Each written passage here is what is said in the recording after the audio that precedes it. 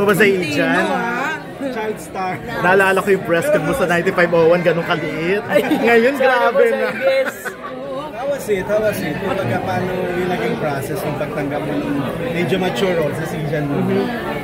Yun nga, gaya po na sabi ko kanina doon, yung sa press con kanina, na yung kaba kasi hindi ko alam kung paano ko tatanggapin ng mga tao na gumagawa na ako ng ganung role. Pero at the same time,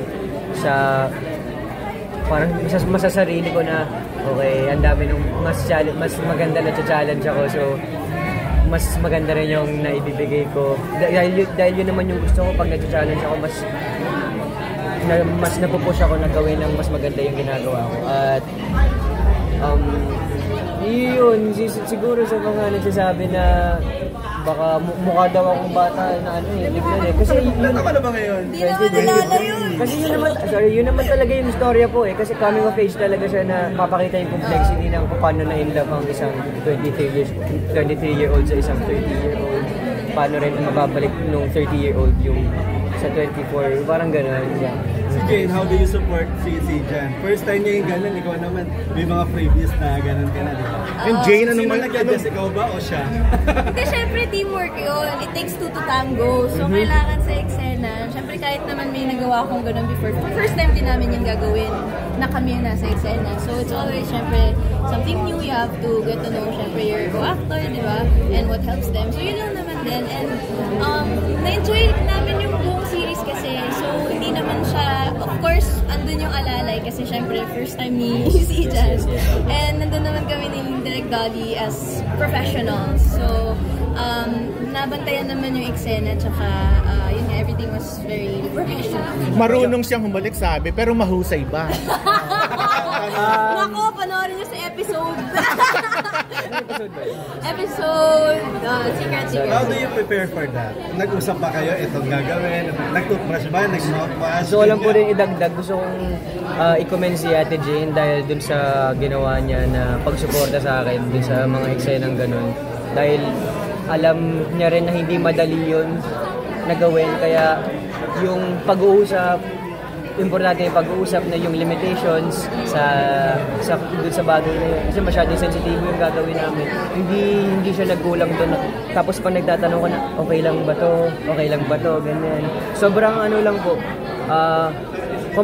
Hindi ko na feel na, yung kaba ko mas more on sa akin, hindi sa kanya na, baka hindi niya magustuhan. Mas sa akin talaga na, parang lalamig ka na naman doon. Nabubulol-bulol ka lagi. Sabi mo doon, baka doon hindi magustuhan. Nagustuhan ba ni Jane? Hindi, kasi makikita mo po yung sa eksena talaga. Kaya sobrang importante yung connection ba? Hindi, tsaka ang ganda rin kasi nung sa kwento, kaya nangyari yun. Kaya parang yung dapat magawa natin ito ng tama. Pero Jane, nakaranas ka na rin ng grief, kumbaga yung loss, gaya ng character mo, doon sa umpisa ng...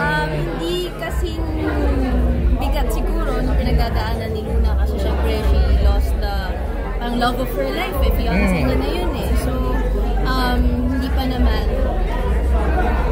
to that extent. Pero syempre, yung pain, yung mga hurt, heartbreaks, and mga ganon, napagdaanan ko rin. In one word, how do you describe that scene in one word? That kissing scene? Pasabog. Pasabog ka pala, dapat mo yun, tindihan mo yun, ha? Speechless. Kasi wala ako nasabi after na eksena. Pero Jane. Tulala ka? Kasi nagsasabi na mas may kilig daw kayo dalawa kumpara kay RJ at saka parang iba naman na po yun. Siyempre, respeto pa rin. Dahil in real life partner niya si pero masaya naman sa part na at least nakita ng tao si Sol at si Luna. So siguro ganun sila ka napapanood nila yung characters na ma-merge na nila yung real life sa real. Yes. Kasi yung Luna, kumbaga buwan, malamig, cool. Yung Sol, araw, mainit. Mainit ka ba talaga? Yung personality mo ba mainit? Yung sa character mo, yung ano po, yung sa movie, kasi Sol, araw, ito buwan. Mainit syempre ang araw. Gusto ko pong abanganin yung kung gaano kainit si Sol. Pero sa Asian ba mainit in person? Opo, mainit po eh. Mainit in person. Sa tanong mo, hindi sa jacket. Sa jacket. Ito kasi lumabas ka na napapanood ka na huling-hali ka na. Ibig sabihin ba, umpisa na ito ng paggawa mo ng Medyo mature. Hindi naman nung siguro ibig sabihin mature, may halika na kagad. Siguro po mas makakaganap rin ako ng hindi na yung sa usual ko po na ginagawa na nakikita nyo rin na masyadong like mas na siguro mas more on ganito na love story or mas mature na yung role ako. Pero hindi ibig sabihin naman na nakipaghalikan na ready na kagad ako sa mga ganun. Pero yun, sobrang thankful po ako dahil yun nga, nabigyan ako ng ganitong opportunity na ipakita yung ganung side ko. Yes. Tanong muna. Grabe naman yun, may rating. O 1 to 10, pagbigyan mo na. Ano yung maganda sa episode nga? Ayun na po, bahala mo na. One word, tapos na-rate as sa teaser. Kunyari, Medyo mahaba-haba kasi yung araw na yun eh. So, ang dami take notes. Opo, ang dami. Kasi, dahil sa kwento, kaya nga sabi ko, abangan nyo muna yung episode. Kasi after nun, mas may explain ko rin kung bakit yung mga inuulit na part. Pero kailangan mo ba humingi ng permission or parang courtesy kay RK? Di ba? Or may Kinausap mo okay ba? lang ba? Parang ganyan. Sasagutin ko kasi syempre part doon ng trabaho natin. And yun nga, parang professional din naman kami. So kung ano yung kailangan sa work, sa character, sa kwento, syempre yun ang work namin.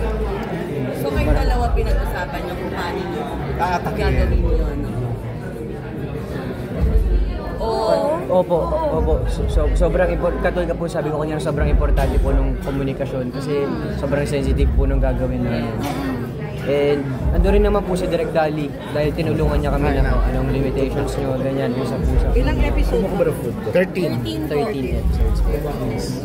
Tapos na shoot. Yes po. Yes. Season na minention kayo ni Direk. Kung tao ko ano mag-isip sa sa appearance mo, pero kung ikaw confident ka sa sarili mo, bakit ka mahiya? Sino crush mo ngayon? Tinanong niya dati, di ba? Nung makit ka pa. Si Luna.